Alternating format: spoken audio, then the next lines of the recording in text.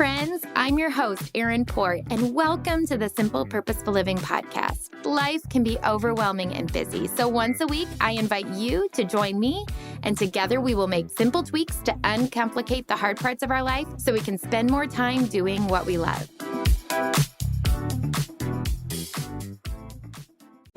We just got back from our cruise, and there were a few things I wish I had known before we went. So if you're planning a cruise or just curious, I'm sharing the hits, the misses, and whether we would do it again. Welcome back, friends. It's good to be with you. I got lots of questions about where we went, what we did, and would we do it again. And so I thought I'd break it all down for you on the podcast because there were quite a few things I wish I had known before I went. So first things first, if you are thinking about booking, here's how I chose our cruise. First of all, I always use a travel agent. I just think it's the easy button. I think this surprises a lot of people. I don't actually love planning full vacations. I love a planned vacation and then showing up and having everything done.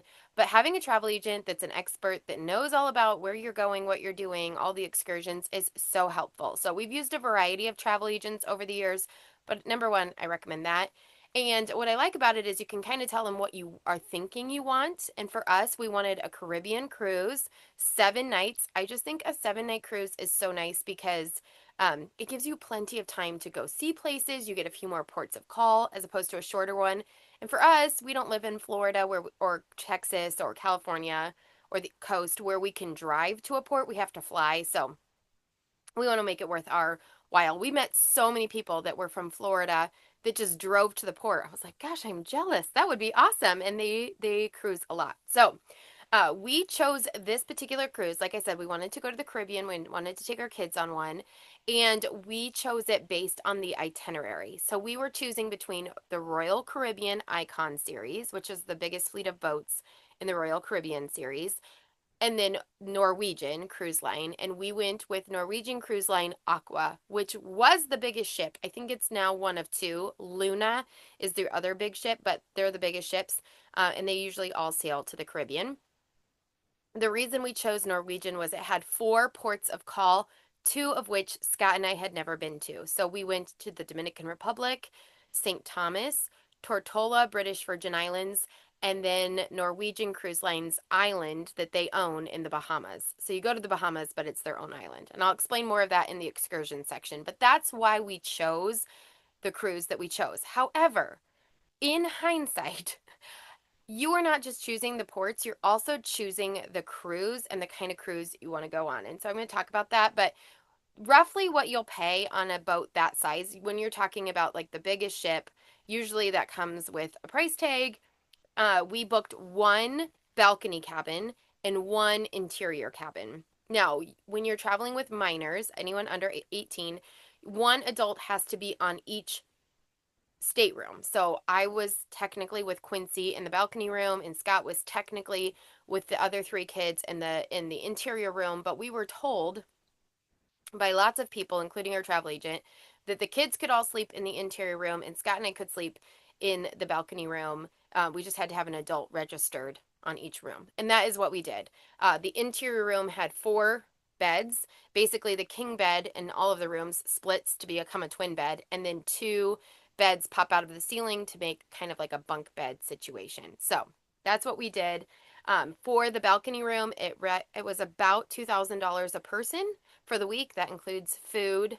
It also included for us some perks that I'll talk about, 2 hours of free Wi-Fi, the 3 premium dining nights, and also the free at sea beverage package, which was like unlimited alcoholic soda drinks, all those sorts of things. I'm not a big drinker, so I'm not sure that I actually got the benefit of that, but it is nice because it's all free. So you don't have to think about it. If you do want to drink, it's just, there. So that's how much it was for an exterior room. Interior room, it ended up being roughly around $1,000. The more people you put in the room, it gets cheaper. So the first person is more expensive, and then each subsequent person is less, is kind of how it worked. But that kind of gives you a ballpark of what it costs. I think an exterior room, balcony room is totally worth it. I love being outside. I spend the majority of my days outside in the summertime. I walk every day. I love access to outside. And we loved the balcony because you could watch it come into port, leave port, in the middle of the night, you can look up at the stars. We just really liked having that access. But I also liked having the interior room for the kids so I don't have to worry about them, you know, being on the balcony. Although the balcony literally comes up to like your chest bone. So it's very high, just an FYI. And if you've never been on a cruise, anyone that falls off, it has to be purposeful or very freak accident because the balconies are very high. Okay. All right. So that is kind of the nutshell of what we did, where we went, who we went with. Um, and now I want to talk about kind of like what it looked like on the ship. So, number one, embarkation day. So, we flew down the day before because if you want to know one thing, cruise ships leave on time. They wait for no one. So we go down the day before because if there's any disruption to travel, your flight, all of that kind of stuff, it gives you some leeway, kind of like, I talked to my friend Laura Vanderkam in an upcoming episode, and she talks about planning for the net, plan for the worst case scenario. And I feel like with air travel anymore, you kind of have to plan for delays and cancellations and all that kind of stuff. So we went down the day before. We always do that for a cruise and spent the night in the Hampton Inn. We docked in Miami. That was where we left from our port. So we stayed at the Hampton Inn. I picked it because it had a family suite. We could stay all six of us. We generally don't stay in one room, all six of us anymore, except for like one night. We can do it for a night. And so we did that, and then it comes with free breakfast, which was really nice. And then we had scheduled an Uber from the airport and then also to the port. From the airport was flawless, super easy. To the port, our Uber driver, I was like, is this his first day? He had no idea how to navigate the Miami port. And we talked to so many people, and they said the Miami port is bananas. There were 9 ships leaving the day we were leaving. Just imagine how many people that is. That's like, I don't know. Our ship had, I'll explain later, but it had 4,400 people on it. And not all ships were that size, but you think like that's like a city of people that are trying to get on a ship within a very narrow time frame, 11 a.m. to 4 p.m. usually. And so it was bananas. And he got lost and like we got stuck in this taxi area. And it was raining the day that we left. And so finally, we were supposed to get on the ship between 11 and 11:30. Now, in hindsight, the ship didn't leave till 4, but there were some extenuating circumstances that we wanted to get on the ship, and I believed we needed to get on the ship. We got many emails from Norwegian before saying, please come at the designated time that you signed up for, and that was 11 to 11:30. So it was like 10:50, and we were stuck in this taxi place, like half a mile. We could see the ship, but we were a long ways away. And finally, it was like, we are not going to get out of here. We are stuck. Like, he was speaking Spanish to the taxi drivers. They were in a fight. Like, it was a tug of war. I was like, we are not going to win. So finally, we just said to the guy, we are getting out and we are going to walk. Well, then at that moment, it started to downpour, you guys. I was like, awesome.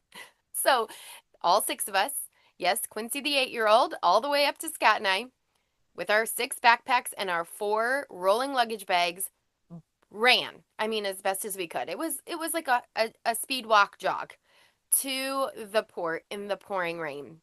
And it was, oh my gosh, at the time it was not fun at all. Like we were like, what is happening? Why is this happening? It is the funniest memory now of me thinking back of like us just like running as fast as we could. Like we're going to miss the ship. We didn't. And in hindsight, we didn't have to be there during our designated time. So if you get stuck in a taxi lot and your Uber driver gets lost and you don't make your designated time to get on the ship, it's okay. But here's another reason why we wanted to get on the ship. We were told by our travel agent and a lot of other people that have traveled Norwegian, they have a flexible dining package, meaning you can book reservations for the specialty dining restaurants. I believe there's 7 on each ship. There might be more. There's an Italian place, a Mexican place, a hibachi, a sushi, a French, a steakhouse, and a Mediterranean. Maybe there's 8. Anyway, and we knew we wanted to book a few, and people told us they book up fast. And the only way to book them, there's only limited slots before you get on, is basically when you get on and you log on to the Norwegian Wi-Fi, it pops up and you can reserve your spot. Okay, so we get to the port, we check in. The great thing is you register now with immigration and check in online 21 days before your cruise, which is great. So we already inputted all of our passports. You take a photo so that they have that when you get there. So you don't have to get your passports. You need them, but you don't have to get your passports out at the port. It's all taken care of. So basically, you just you go through immigration. They take a photo of you, make sure it lines up with the photo that you submitted. You go up, and then you go to check in, which is where they give you your key card to get on and off the ship. Also, that's what you scan to get all of your drinks, your beverages, your anything that you want to buy, pay for, do on the ship. You need this key card for. And so you do that. And then on Norwegian, which was different than Royal Caribbean, they give you an embarkation card that tells you which time or which slot you're going to board the ship. And so we were number 13. And so we were told people had gotten there at like 9 a.m. Mind you, we were still getting off the ship 3 weeks or 7 days later at like 10 a.m. So those people were waiting a really long time. Anyway, we finally got on the ship at noon. As I'm boarding the ship, I'm logging onto the Norwegian Wi-Fi and getting my reservations because everything was sold out, including entertainment and specialty dining by 12:30 on embarkation day, which was super stressful. So we got the 3 restaurants we wanted to, so I'm super grateful. Not ideal times, like one night we ate at 9 p.m., but we got to go and do that. So if you ever go, they say it's flexible dining, but on high season weeks like spring break, just know the earlier you get on, the better your reservation chances. And I talked to other people that went on Alaskan cruises with Norwegian and didn't travel at spring break, and it wasn't a big deal. Like they could get reservations easily. The other thing is, if you're traveling with a large group, you can go to the reservation desks, not just at specialty dining, but the regular dining rooms and reserve a table. They don't do it. I don't think it's less than 8 people. We could not do it for 6 people at the regular restaurant. We could only reserve at the specialty dining. So there's that. But that's why I wanted to get on the ship and why we ran in the rain because I really wanted these restaurants. But it was kind of a stressful start to the trip. So we got on the boat and then they have you go to the your tender station, which is where, they just make sure that you understand this is where you go in case of an emergency. You don't have to go through the whole like in the olden days. But 10 years ago when we were on Royal Caribbean, we actually went to our lifeboat. They kind of did this whole demonstration before we left. We didn't have to do that anymore. You watch a video when you check in. And when you turn on your TV for the first time before you can watch TV on Norwegian, they make you watch it again. So that's what they do instead, but you have to go check in and then you're free to go get some lunch. It was raining the day we left, so most of the time you'd go outside. You could bring your swimsuits. We always pack. We leave our main luggage down below and they bring it up to your room at some point, and then we always pack a swimsuit, and a change of clothes in our carry-ons and then just have our backpacks with us so that if it wasn't raining, we could have swam and enjoyed the time. But we just kind of took the time to explore the ship, go up to have lunch at the buffet. Note to self, the buffet itself for such a large ship, especially if you're going on Norwegian Aqua or Luna, it's very small, but the specialty restaurants around it on floor 17, you can eat in those places, and that is a lot less busy. So I suggest that. We figured that out pretty early, and that was really helpful. Uh, so, okay, so that's kind of embarkation day. I will say Norwegian ships versus Royal Caribbean ships. Norwegian ships are thinner and longer. Royal Caribbean ships are wider and shorter. Why does this matter? I felt like the Norwegian ships were a little harder to navigate. On a Royal Caribbean ship, they have like a walkway down the middle that kind of helps you delineate where everything is on the ship, where this was kind of things were tucked in on floors and it was a little harder to figure out. We did figure it out pretty quickly. But just an FYI, I prefer the layout of a Royal Caribbean ship better than Norwegian. It just felt tighter for the size of the ship. They are the same amount of people, but a little bit tighter. So after we went and had lunch, they said that the staterooms were ready. So we went to our stateroom, and like I said, the kids had a interior room. We had the balcony room, and our bags actually arrived pretty quickly. So we unpacked. This is really important on a cruise because your room is actually pretty small. Remember, you're on a boat, so it's more like a boat cabin, and but they do have a nice closet. So with the four kids, we kind of just divided them up. For Scott and I, we each took a side, but we do unpack. I normally unpack on a vacation. The kids normally don't. We made everybody do it this time, and then we turned a suitcase in the kids' room into a laundry basket, so they just had a place to put their dirty clothes. And then Scott and I did the same in our room, and then we tucked the rest of the suitcases under our bed, under our king bed in our balcony room, which was really great because we weren't tripping over them all week. It was just nice. We could slide them right under along with the backpacks, so they were kind of out of the way and maximized our space. I will say the bathroom was great. It was much bigger than I remembered. Granted, again, remember you're on a cruise ship, so everything is smaller, but it was a nice size shower, and it actually had a little bar at the base where you could shave your legs, which was really nice because when you're shaving in a small shower, it's kind of tricky. So, great water pressure, great bathroom space, plenty of space to put my stuff away. The the hair dryer is outside in the vanity out in the bedroom. FYI, it took me a little longer than it should have to figure that out, but they don't want anything such a small space. They don't want wet things to be plugged in into the bathroom. So FYI on that. Let's see, what else do I want to share? Oh, the other thing is our travel agent, and this is another reason why I love traveling or using a travel agent, is because they kind of know where's the best place to be on the ship. We were mid-ship, so we were kind of halfway between both of the elevators in the middle of the ship, which is important because you feel less motion. And like I said, the Norwegian ship is narrower and longer, and so people told us we felt more motion. Plus, it was really windy last week, so we actually did feel more motion than I remember feeling on other cruise ships. So FYI on that. Um, and so it helped to be in the middle of the ship, near the elevators. And we always like to book with a balcony, kind of like halfway between the buffet and the restaurants. So we were on floor 11. So the restaurants, some of the restaurants were 5, 6, 7, and 8. No, 6, 7, and 8. And then the pool and food buffet were on 17. So 6 floors up and then 2, 3 floors down. And we often used the stairs because the elevators are heavily used. So it was kind of my form. I told the kids, it's my form of exercise on vacation. We usually just used the stairs, and people were always leaving like the little mini Jesuses and little flamingos and uh, little ducks on the stairs. Like, I think that's a thing where people hide them all over. And so my kids, basically, it was like a scavenger hunt all week. So anyway, that worked great. So that's kind of what we did for the room. We were really happy with the room. The beds were super comfortable.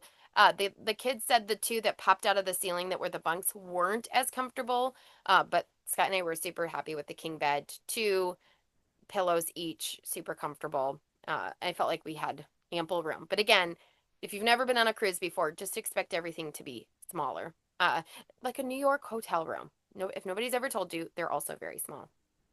Okay, so let's get to the thing like food and drink, because this is what cruises are known for, right? You get drinks or food included. Our package, like I said, on Norwegian included the free at sea. I remember Royal Caribbean has something similar where you can buy the package, either the soda package or the alcohol package. The way we booked, we got that with our room. So Scott and I and the two little kids, for whatever reason, the way it was booked, Solon and Vera did not. However, you can get 2 drinks every time you scan your card. So it worked out fine for us. And they weren't really picky about which card we took up. They didn't want the adult cards to be used by the kids. Like one time, a kid tried to use a parent's card and get an alcoholic beverage. Not our kid, but another kid. And they were like, no. So they do look at it like if for that standpoint, but they weren't too picky about like if Scott Solon used Quincy's card. Okay. Um, and like I said, Scott and I are huge drinkers, so I don't know that it was worth it in that regard, but it was super convenient to be able to go up and get mocktails for the kids, virgin daiquiris. I got a lot of club soda with lime. The kids could get soft drinks, all that kind of stuff. There is a Starbucks on board, and that's an extra charge.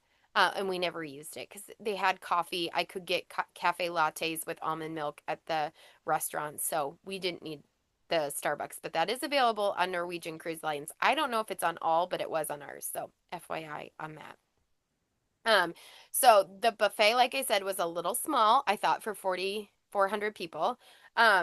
But then there was also a food hall, which was really cool. It's called the Indulge Food Hall, and it was all these different little restaurants in one. Think of a food hall, and that you could order different things like from tapas to desserts to meals in on these iPads. And it was all free, obviously. So you just order and then they bring it to wherever the iPad is located in the restaurant. And my kids love that. However, it's the same food for the most part all week long. So it was super fun in the beginning because we tried all sorts of things. By the end of the week, we were just getting our favorites, which was like guacamole and the garlic naan and these bacon wrapped dates. But just an FYI, that menu doesn't change a ton. So there's that. But that is open sporadically throughout the day. It is important because something we didn't realize is that the food halls are not open all the time. They do close, which is a little different than I remember. So do keep in mind. There is one place called the Indulge. That was the Indulge Food Hall. Then there's the local bar and grill. One side is a bar, and you can order appetizers. It's open 24 hours a day. And then the other side is the grill. It's a sit down restaurant, and it's open 24 hours a day. And my kids, you can eat dinner there. My kids said that was their favorite non specialty restaurant. It wasn't as busy, and we ate breakfast there a couple of times, one of them being on the last day. And it was not busy on the last day, which was great because we could sit and have breakfast and wait for our color to be called to get off the ship and have a nice breakfast. So I highly recommend eating at one of the restaurants and not just the buffet for breakfast. You can do it at the other restaurants too. And it's the same, I believe, on Royal Caribbean. Go eat breakfast. You can order off the menu. You don't have to deal with the crowds. You can sit down and just relax. So highly, highly recommend that. Okay. I will say, um, one of the bummers of this trip was that our cruise was oversold by 10%.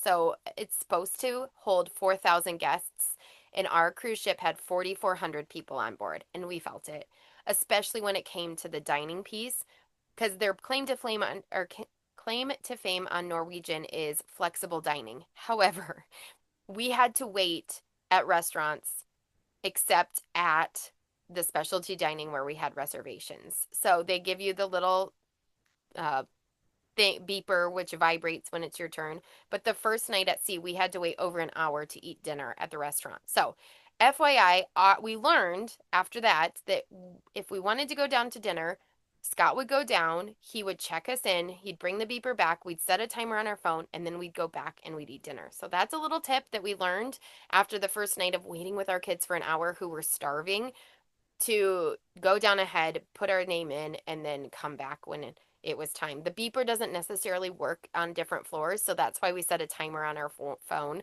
for like 5 minutes before they thought it would be ready, and it worked for us. So, FYI on that.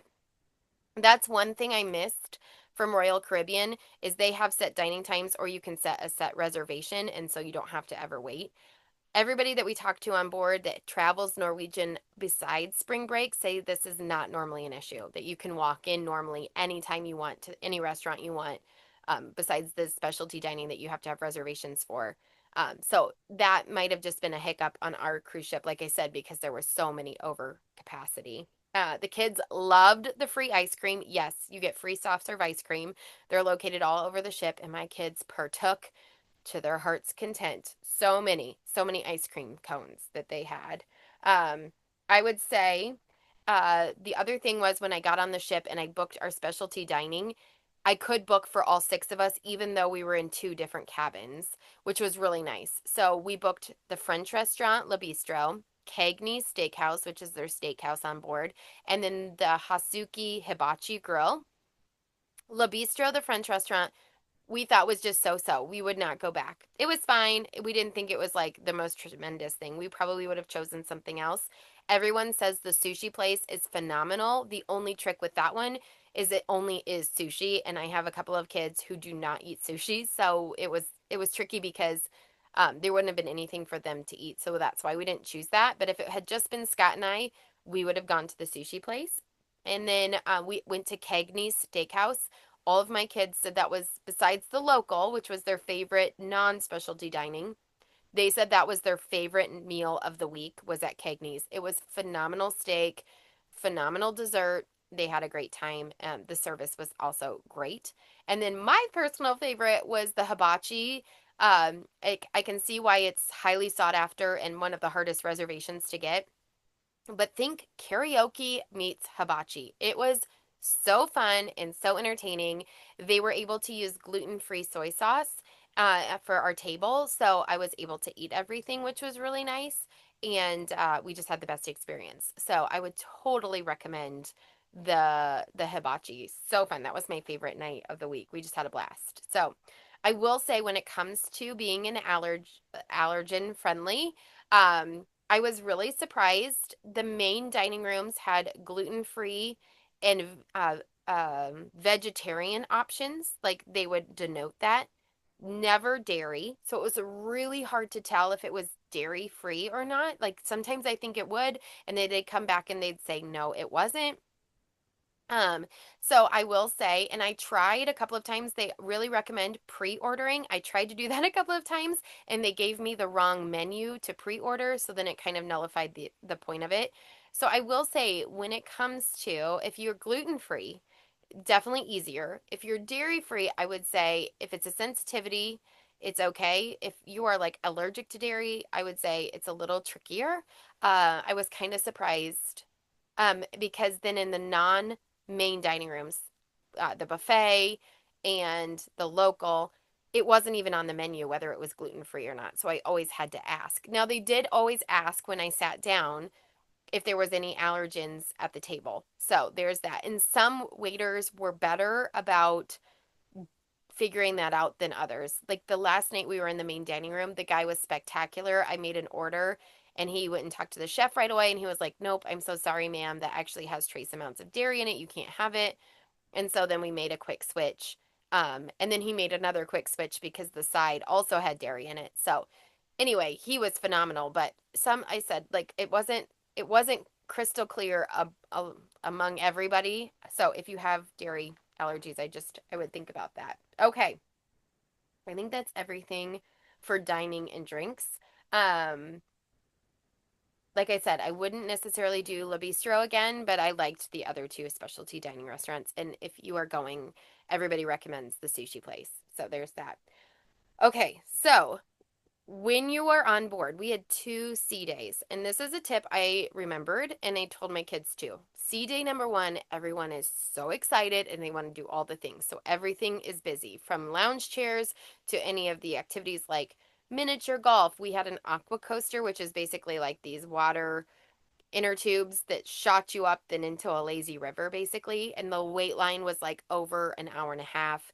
I mean, it was just everything was bananas. So I told my kids, if you want to do things on the boat, wait until you're in port. Like if you have some time before your excursion, do it then, or do it on the second sea day because less people are doing it on the second sea day, which is kind of what we did. So sea day number one, I would say we went and we found some seats. Again, people tend to save seats early in the morning. They brought their little clips for their towels, which we did not have. I was like, okay, note to self, bring towel clips. It is very windy, so they're practical too, but they save seats. You're not supposed to, people do. We didn't see a ton of refereeing on that front, but we were able to find seats kind of not near the main pool and we kind of just motated around as people left for the day. We kind of just motated our seats around, and by the end of the day we got where we wanted to go and it was fine. So the nice thing about Norwegian was there was a main pool on the 17th floor, and then on both sides of 8 floor 8 there was an infinity pool, and then these like little, I don't even know what I would call them, micro pools, where there was 6 inches of water in these pools and you could sit in them and they were delightful. Even my kids liked playing in them. So we actually went from 17, the main pool, once the kids had swam up there, down to the 8th floor and found more seats and availability. Now remember, if you're on the 8th floor, enjoying that, there's a time where it's going to be sunny and a time that it's not, based on which direction you're traveling, right? So the west side in the afternoon is going to be sunny, whereas the east side in the morning, just if you're going south, vice versa if you're going north. And that is important because you want to be in the sun and not in the shade if you can be, or vice versa, depending on your preferences. So I will say there was not as much kids stuff to do during the day. They had lots of activities, lots of, little kitschy like cake decorating and how to lose weight, and I mean all those kind of like seminars, the art gallery people and the port people that talk about the shopping. Wasn't a ton of stuff for kids. Of course, we talked to lots of people that their kids enjoyed the kids areas where the kids would go by themselves and hang out. Our kids, that's not really their thing, so we didn't do that. There is an arcade.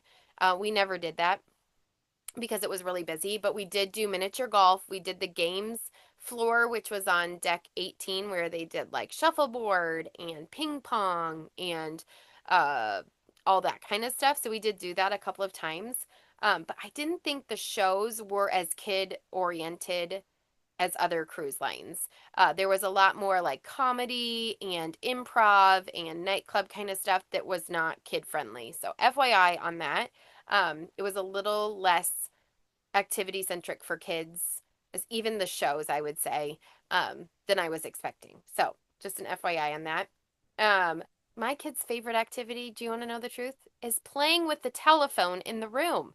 They loved playing with a landline telephone, calling between the rooms, playing room service, playing who knows what else. They loved it. Hours of playing on the phone while other people got ready. So that's what they did. But there is like casinos.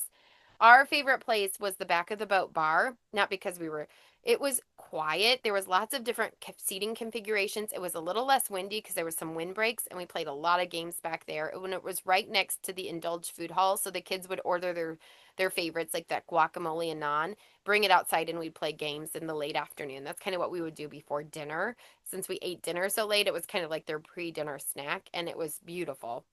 So that's what we really like to do. Okay, ports and excursions before this thing gets too long. We went to 4 ports, like I said, the Dominican Republic, St. Thomas, Tortola, British Virgin Islands, and the Bahamas. Um, I would recommend private excursions. They get you because the cruise company always says you should book through us because they'll make sure that you get back on time. We have booked both private and through the cruise, and both get you back on time. They both are like vital to getting you back on time because this is their whole livelihood. So, what we have found is usually with private, they're a little bit smaller than the cruise line. And with the cruise line this year, we had a couple of hiccups with it not actually being what we signed up for. So that was like one day it was supposed to be a catamaran snorkeling experience, and at the last minute, they're like, actually, the catamaran isn't working, and we got replaced with like this janky old boat. And the crew was feisty because people were complaining. And so then the experience kind of just was a little bit of a bummer because people were upset. The crew was kind of crabby about it. And so that was disappointing. And the cruise ship basically was just like, sorry.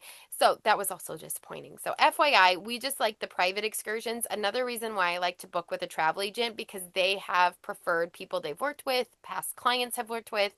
And so this time they just sent me a list of like, okay, at this port use this company, at this port use this company, and I kind of just picked what we wanted. I will say in the Dominican Republic, if you are going there, they have a fantastic port. It's called Tano Bay. It has a pool, lazy river, shops, drinking, like bars, restaurants, all in port. You never even leave the little port. And it's all like the pool and the lazy river, it's all free. And I told Scott, I go, I wish I had known that because you could have just used that as your excursion, just gotten off the ship and gone there. So FYI, we did the waterfall experience and zip lining, and we had a great time through a private excursion. And again, though, it was really busy. I think spring break is a really busy time in the Caribbean right now, more than I remember than 10 years ago. So, but we had a great time on the waterfall experience, especially in the Dominican. And then we had, because it was booked privately, we got a traditional Dominican lunch served to us. I'm telling you, it was delightful. So that was really fun. So that was the Dominican. St. Thomas was the catamaran that was not the catamaran, but we went snorkeling and we got to see sea turtles and stingrays, so that was really fun. And then Tortola, British Virgin Islands, we booked privately again and took a ferry over to Jost Van Dyke, which is the smallest island in the BVI, to a little, I can't remember what beach it was, but it's known for the Soggy Dollar Cafe. It's Soggy Dollar Cafe because the yachts and the catamarans pull in and it's deep. So they have to jump off their boat to swim into shore to go to the bar. And so their money gets wet, which is why it's called the Soggy Dollar Cafe. But it was the most beautiful turquoise waters. All these yachts and catamarans were parked there. Just lots of little different bars and restaurants. And if you drank or got food from the restaurant, you could use their chairs for free. So super casual, laid back. I think by hands down, that was probably one of our favorite stops. I wish we would have stayed longer, but our port was really short that day. So we really enjoyed that. And then the Bahamas, Norwegian and Royal Caribbean both own their own private islands in the Bahamas, and they're literally right next to each other. I did not realize that. And so we really enjoyed that. We docked on the dock. There was another Norwegian ship, poor Norwegian Gem. It was super windy, and they were going to have to tender people, which means they park out and then bring boats to bring the people off the ship to shore. And they couldn't because it was so windy. So they could not actually stop at that port. I felt so bad for them. But as a result, only our ship was there. And so there was plenty of room at the lagoon pool, a couple of the beaches. But FYI, on their island, there's like three beaches. And everything that we read said keep walking past the first beach because everybody stops at the first beach and keep walking because there's more beaches and it's a little less busy. And what we found is people end up going back to the ship fairly early. So by the end of the day, we were one of the few people left on the island, and the kids had a blast at the water park and the lagoon pool, and we all enjoyed it. There, we went swimming with pigs and got to hold stingrays, also phenomenal. Highly recommend. I was worried it was going to be overrated, but the people running it were probably some of the nicest people we encountered. We got to take a shallow boat through the crystal blue waters of the Bahamas to Treasure Island. And so the whole experience was just, it was really fun. It was also, that was probably the other highlight for all of my kids and Scott and I. It was just one of, it was so fun. So anyway, we really enjoyed that island as well. So those were the four ports, and then like I said, we had two uh, sea days. So okay, let's get to the end. The stuff that people don't tell you that I was like, oh, that would have been nice to know. You need to take a lanyard for your key card. We did not. Scott just kept all six of them in his wallet. But you have to scan for everything. So we, our younger two, we probably would have kept for ourselves anyway, but it would have been nice. We saw so many people with like the little lanyard with the plastic pocket that they could stick their key card in. Those are not provided for you. So if you want that, you need to take that. Like the little uh clips for the pool towels so you can clip your pool towel and they don't blow away. I will say it's windy on the boat, so even a clip for your hat so that your hat doesn't blow away is really helpful as well. We saw a couple people lose hats. I forgot my sunglasses. Okay, and a fun fact about the cruise ship is they only sell designer sunglasses. Like fancy ones. And I was like, I'm not spending $200 on sunglasses because I'm not responsible enough with sunglasses, clearly. So I ended up buying sunglasses at the Dominican Republic, the first port, but don't forget your sunglasses. Same with sunscreen. I was kind of surprised at the limited amount of sunscreen options on board. We went through a lot more sunscreen than I thought. We went through two bottles, and then I had to buy another like thing of lotion. And the highest SPF I could find was 15 on the boat. So I brought two big bottles and we used it all because you're using sunscreen so much and you're reapplying. So bring more sunscreen than you think. That'll be really helpful. Another thing was water shoes. We ended up using Crocs, but my husband's Keens and I used Tevas were really helpful. And we used them. The Caribbean has a lot of rocky shore, and so I was like, oh, I wish all of our kids had had something like that. We don't use those in our everyday life, so we made it work. But just an FYI, a lot of the excursions, it was nice to have those as well. Um, you do need your ID at each port of call for anyone over 18. So Scott and I would just take our ID, not your passport. You can just use an American ID for whatever reason. I think it's just to verify your identity to get back into port for safety reasons. And then everyone has to scan their key card to get on and off the boat. That's how they take attendance, if you will. And minors cannot get off the boat by themselves. They always have to be accompanied by an adult, which I thought was interesting. Um, The other thing nobody tells you is I think every cruise line has a vibe. So Norwegian, I think, is a little more laid back, less activities, more just kind of chill. Whereas Royal Caribbean, a lot more activity options, a lot more family centric. We also heard Carnival is like a party. um, One of the people we sat with at the hibachi restaurant said it is very loud and very boisterous. So just kind of like even ask your friends and family like which cruise line they'd recommend, based on their personality, kind of gives you some idea. Lots and lots of family, multifamily generational trips. We saw grandparents with kids, with grandkids, and a lot of times they would be sitting at two separate tables. So it'd be like a kid table and an adult table. Again, you can either before the cruise, you through your travel agent book restaurant reservations for your large party, or when you get on, go to the maitre d at the restaurant and book those reservations for larger groups so that you can all be together. That was kind of what we heard from people as well. Like I said, one last thing that I thought nobody told you is that ports of call are not always created equal, meaning you might not get there until 10 and then you have to leave at 3, which means you're only there for 5 hours. So, one thing I didn't think to do, which I will do in the future, is check how long you're actually in each port. You can do that by either going to ChatGPT or go to the Norwegian or Royal Caribbean website and see how long you're actually there, um, so that you know how much time you have to enjoy it. Because, some cruise, like I said, some ports we were only there for 5 hours and some we were there for longer. So that's just nice information to know when you're booking, especially if you really want to explore a specific island. You're like, oh, I didn't realize it's only going to be 5 hours or whatever. The other thing is, like I said, private excursions. I would recommend. The ones we booked through the cruise line were just much much bigger. Again, it might be because we were on spring break and they oversold the ship by 400 people. But I recommend the private. It's just a little more small, a little more personalized as well. Um, let's see. Oh, the underwater bags. So I got these underwater bags for my camera, all of our cameras, to take pictures. Okay, double check on Amazon or wherever you buy it that you can actually take a picture underwater. I could above the water, which was great. So I just had it on the beach and I was never worried about it. But when I was snorkeling to take underwater pictures, it didn't work. So if you want to take underwater pictures snorkeling, make sure you get the bag that works to click underwater. I don't know if you check it in the bathtub or what, but that was a hiccup that I was not expected. The other thing with I didn't know is that Norwegian does not require dressing up at any of its restaurants. It doesn't allow you to wear swimsuits or wet bathing suits, but you don't have to dress up at restaurants. A lot of people do, but it's not required. So that is something different. I think it's come the way you are is their motto.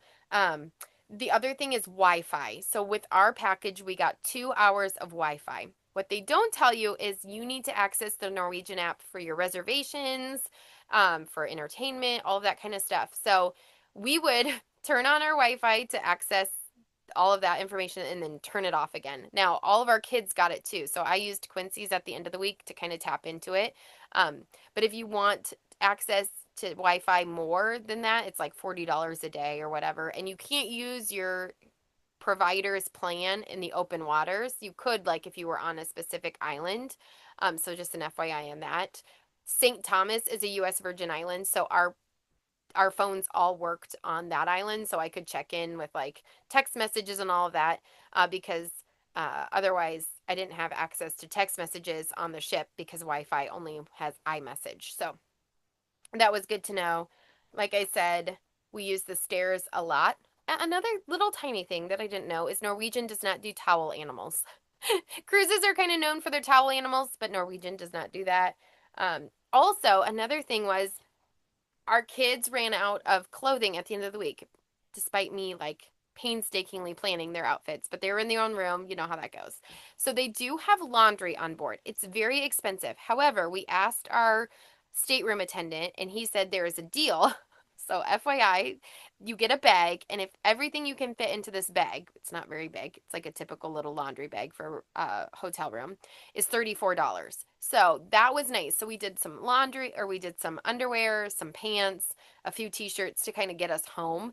But that was nice because like each shirt was going to be like $5, but we were able to like stuff it in. So it was actually decent. So that's what a lot of people do if they're staying on the ship more than 1 week. They will do that package deal. So FYI on that, they do offer laundry services, and there should be a bag in your room. One other difference that I wish I had known about Norwegian is they do not do as much room service. We loved the room service option on Royal Caribbean. You could get coffee sent to your room in the morning, so you didn't have to leave. You could get, snacks in the afternoon. They did not have as much of that as an option, so FYI, and there were fees applied to it. So, and then the last thing was, because our ship was overbooked, 10%, 400 extra people, and it was crazy busy, and the poor staff was completely understaffed.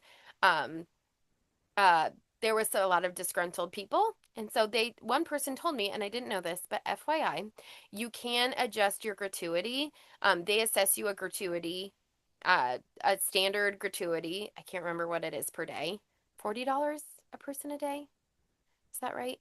And if for whatever reason, if you're not satisfied, you can adjust that by going to the guest services counter on days 4 through 7, or the second half of your cruise. They don't let you do it right away because they want you to kind of experience the service, but you can adjust it. I'm not sure how much the cruise ship takes out of that gratuity cut. We did tip a couple of people in cash if they did a really good job. Like we gave our stateroom attendant a tip, a couple other people tips that had just like went above and beyond. We tipped them. The other thing is we took cash to tip our excursion people. Most of the people that take you on excursions are going to be tips-based salary. That's how they earn their income. And so we just took and tried to tip at least $10. Like we would go anywhere from $5 to $10 for each excursion. Sometimes we'd split it up because different people would help us, but that's kind of what we planned on for cash, and we would take that ashore with us. There is a safe in your room, so we left like the rest of our cash, purses, phones, and passports in the safe in our room, and we had no problems with that. So that was great. So, all right, that is kind of everything that we did. Would we do it again? Here's my honest answer. I don't know that I would go on another cruise at spring break. It was completely at capacity, over capacity, and it just made it very tight and uncomfortable. If we did a cruise again, I would probably do the Royal Caribbean Icon series. The boat is just a little bit wider, more navigatable, a little more activities for my kids. I had heard, and other people recommended Norwegian for their Alaska cruise and their European cruises. So if you're looking into it for those, I've heard great things. I just wasn't as impressed in the Caribbean, which I hate. Guys, I'm so grateful to get to go on these trips with my kids. I don't ever want to speak badly, but I want to just give my honest review. We probably wouldn't do it again, and we probably won't go on a cruise again in the near future. Now, never say never. My kids really want to try the Royal Caribbean Icon series. We saw it in port, and they're like, that looks really fun. So you never know. And I love the flexibility of seeing so many places within 1 week. It was a great way for our kids to see so many different places, experience so many different cultures, and decide, oh, we'd like to come back to this place again in the future. So that is my takeaway on our cruise. So hopefully this is helpful. If you have any other questions, let me know. This is pretty exhaustive, and you're probably like, wow, either I want to go on a cruise or I never want to go on a cruise, but that's all the dirt I've got. All right, until next time, friends, remember, you can tweak your way to a life that you love, one tiny tweak at a time. And even with cruising, you can tweak your way to a cruise that you love. If you liked this episode, it would mean so much if you'd share it with a friend or leave a quick rating and review so others can find our show. Until next time, you can find me at Simple Purposeful Living on Instagram and Facebook.